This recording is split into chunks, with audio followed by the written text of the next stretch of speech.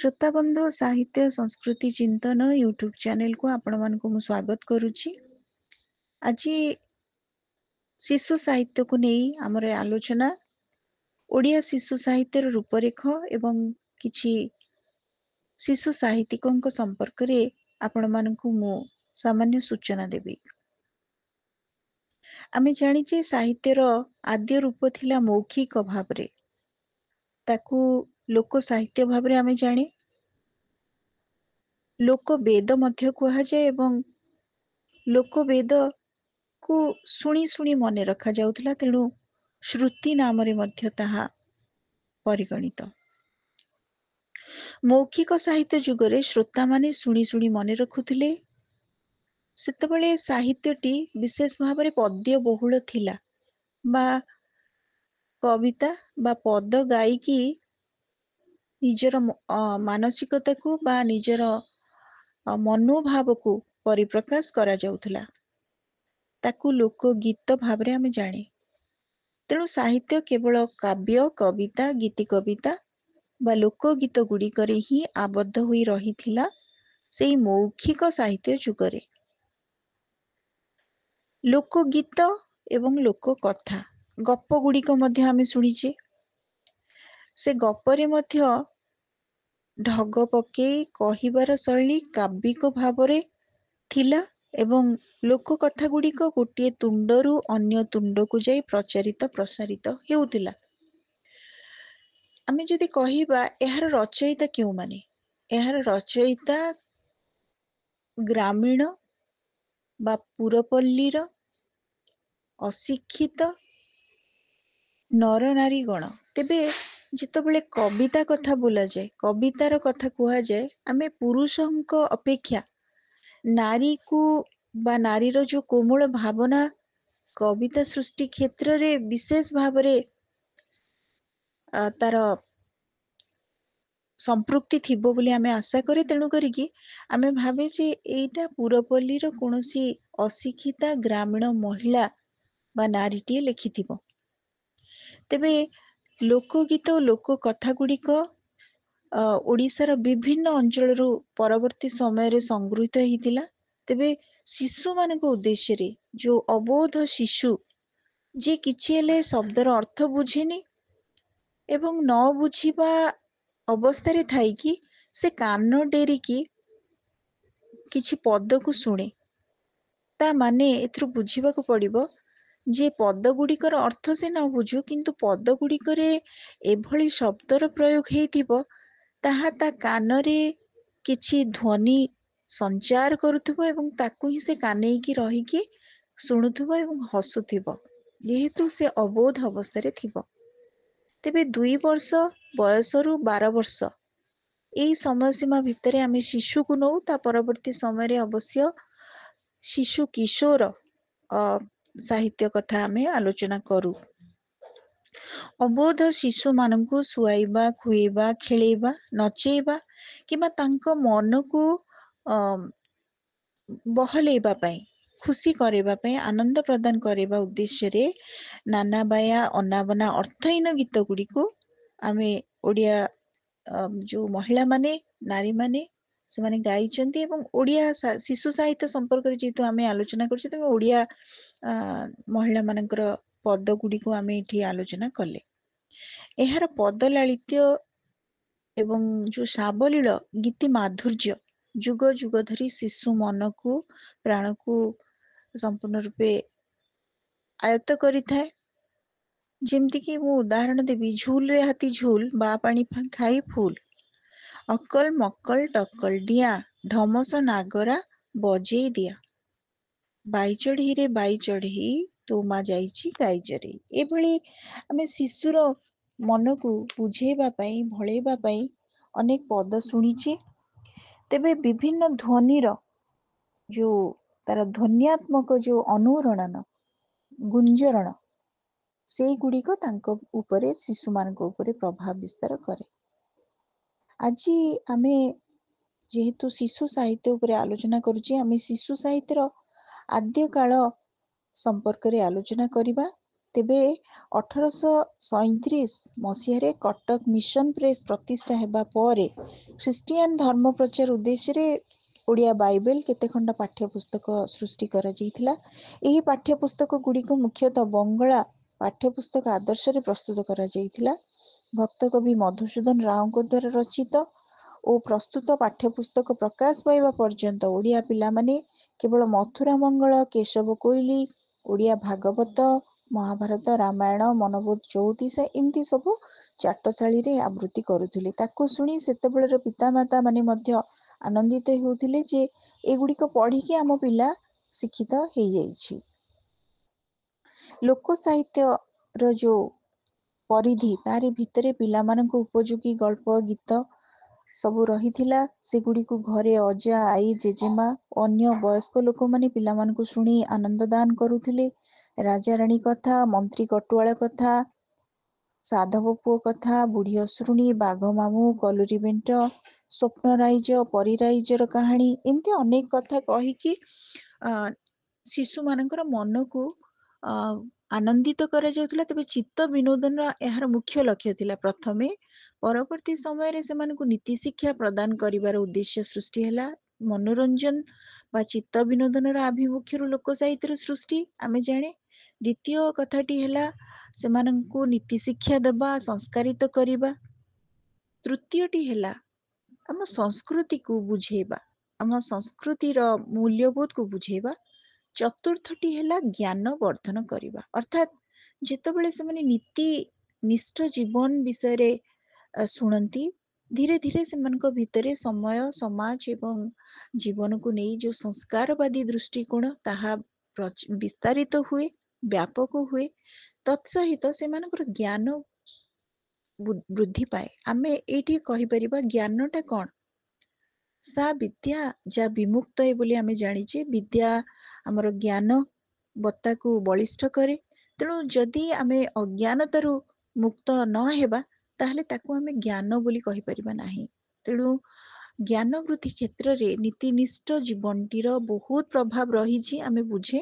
ତେଣୁ ଶିଶୁମାନଙ୍କୁ ସେମାନଙ୍କର ଜ୍ଞାନ ର ବଳୟକୁ ଅଭିବୃଦ୍ଧ କରିବା କ୍ଷେତ୍ରରେ ଯୋଉ ନୀତି ଶିକ୍ଷା ଧର୍ମୀ ଲୋକ କଥା, ଲୋକ ଗୀତ ଆର ପ୍ରଭାବ ରହିଛି। ତେବେ ଆଜି ଓଡ଼ିଆ ସାହିତ୍ୟର ଆଦ୍ୟ ଆଲୋଚକ ଭାବରେ ଆମେ ପ୍ରଥମେ ତ ରାମକୃଷ୍ଣ ନନ୍ଦ 1876 ମସିହାରୁ 1897 ମସିହା ସମୟ ସୀମାକୁ ଓଡ଼ିଆ ଶିଶୁ ସାହିତ୍ୟର ଉନ୍ମେଷ କାଳ ଭାବରେ ଗ୍ରହଣ କରନ୍ତି।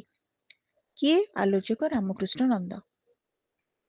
1876 ରୁ 1897 ଏଇ ସୀମାକୁ ସେ ଉନ୍ମେଷ କାଳ ଭାବରେ ଗ୍ରହଣ କରନ୍ତି। କାରଣ ଓଡ଼ିଆ ଭାଷା ବିଲୋପ ଆନ୍ଦୋଳନର ପ୍ରତିକ୍ରିୟାରୁ ହିଁ ଓଡ଼ିଶାରେ ନୂତନ ସାହିତ୍ୟ ସୃଷ୍ଟି ପାଇଁ ଏକ ପରିସର ସୃଷ୍ଟି ହେଇଥିଲା। କବିବର ରାଧାନାଥ, ବ୍ୟାସକବି ଫକୀର ମୋହନ ଏମାନେ ସମସ୍ତେ ଆମ କର୍ଣ୍ଣଧାର ଥିଲେ, ଆଧୁନିକତାର ବାର୍ତ୍ତାବହ ଥିଲେ।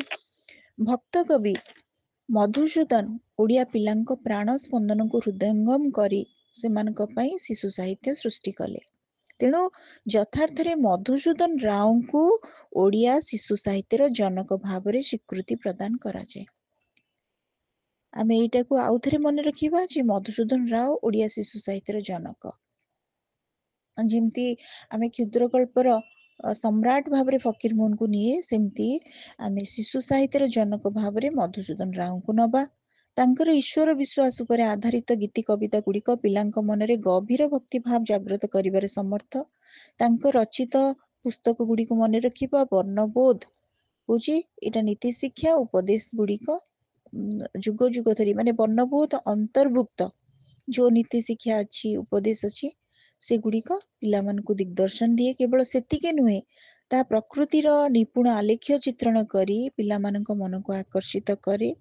ଛନ୍ଦଯୁକ୍ତ ଗୀତି କବିତା ଗୁଡ଼ିକ ସରଳ ରାଗରେ ରଚିତ ହୋଇଥିବାରୁ ତାକୁ ଆବୃତ୍ତି କରିବା ସହଜ।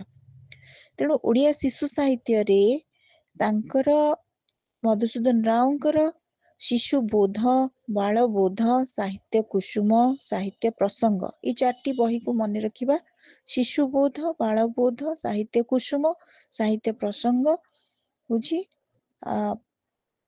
ଉଚ୍ଚ କୋଟିର ସୃଷ୍ଟି ଏବଂ एगुड़िक गोटे गोटे अमूल्य रत्न।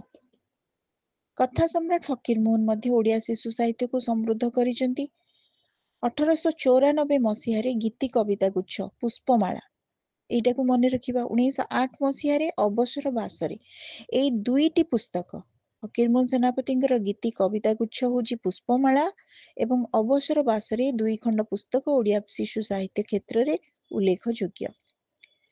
परवर्ती समय रे फकीरमोहन को जुगरे गोविंद रथ अन्यतम शिशु साहित्यिक 1874 मसीह वर्णबोधक नामक एक ओडिया वर्ण परिचय पुस्तक से प्रकाश करथिले। ताहा मध्य गोटे ओडिया शिशु साहित्यर मुख्य गोटे रूप।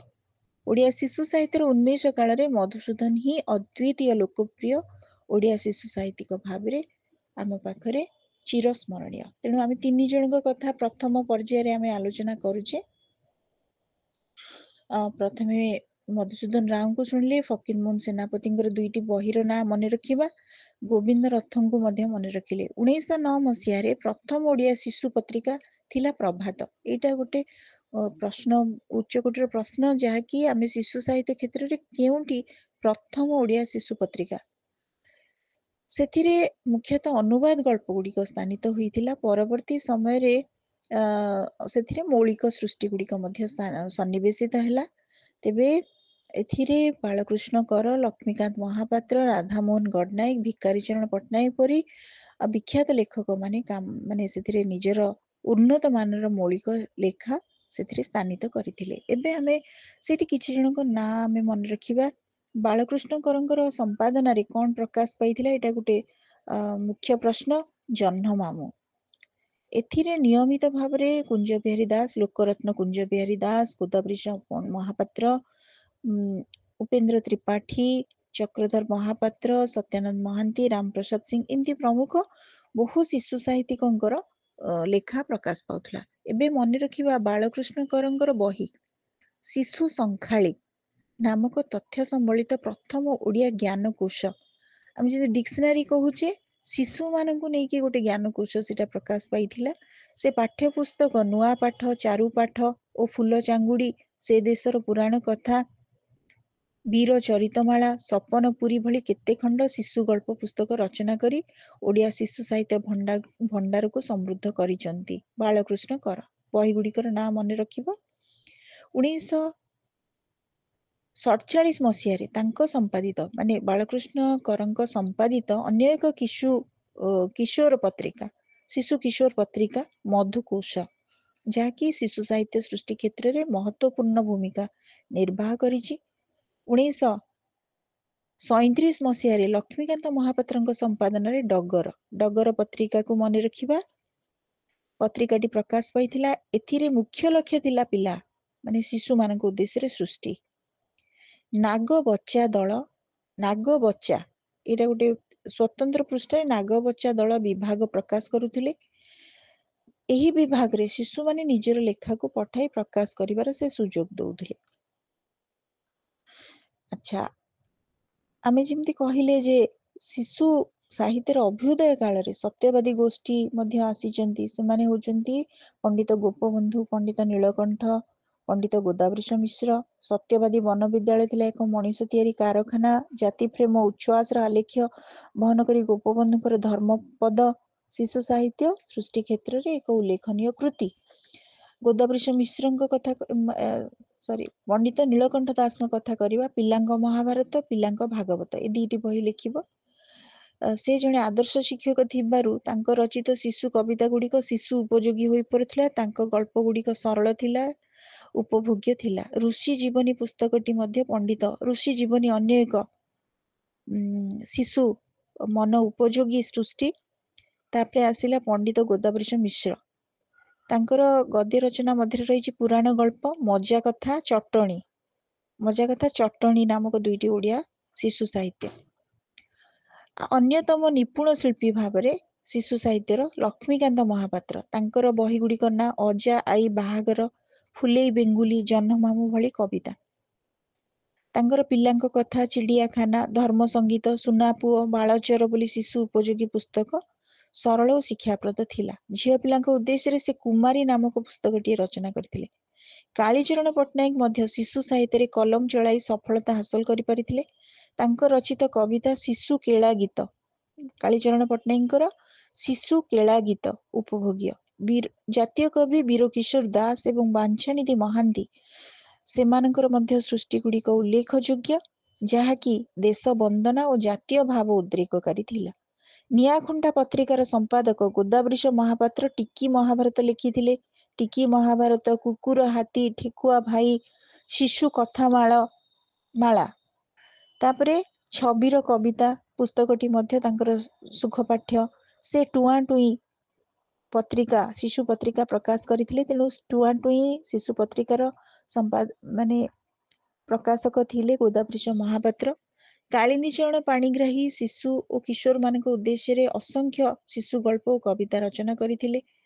सची राउतरायଙ୍କର छोट मोर गांटी कविता जदिओ आधुनिक तथापि शिशु मन उपयोगी, शिशु हृदय स्पर्शी।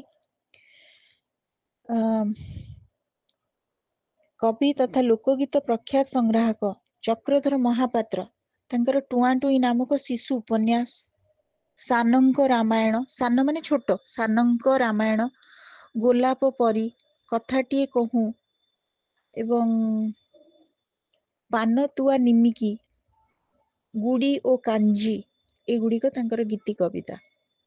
बालकृष्ण पट्टनायक, नित्यानंद सिंह ए किछि शिशु साहित्यिकों ना उल्लेख करने जरूरी। बालकृष्ण पट्टनायक, नित्यानंद सिंह, शिव प्रसाद दास, प्राणकृष्ण परिजा, रघुनाथ पाणिग्राही, दिव्य सिंह पाणिग्राही, डम्बरूधर परिडा, हरिश्चंद्र बड़ाल, नित्यानंद महापात्र, हरिहर महापात्र, राजकिशोर राय, बनमाली ब्रह्मचारी, चंद्रशेखर मिश्र एमाने शिशु साहित्यिक भाव से समय रे गुरुत्वपूर्ण भूमिका निर्वाह करथिले। श्रोता बंधु, आज आम स्वाधीनता पूर्ववर्ती ओडिया शिशु साहित्य रूपरेख संपर्क में जानिले। परवर्ती शिशु साहित्य रूपरेख अर्थात स्वाधीनता परवर्ती ओडिया शिशु साहित्य रूपरेख अन्य एक ऑडियो रे आमे प्रस्तुत करिबा। तेबे शिशु साहित्यर आद्य पृष्ठभूमि रे एही दिवंगत स्रष्टा मानकु आमर वंदन, आमर प्रणाम। जे जदि से माने नथान्ते, सेमानकर शिशु साहित्य नथान्ता, तेबे आजिर आधुनिक शिशु साहित्यर परिकल्पना संभवपर नथिला। तेणु स्वाधीनता पूर्ववर्ती शिशु साहित्यर रूपरेख सामान्य भाव रे आपण मानकर सहायक हेबो मने रखिबाकू। आजिर ऑडियो आपण मानकू किमती लागिला, आपण मानकर मतामत अपेक्षा रे रहुछि। धन्यवाद।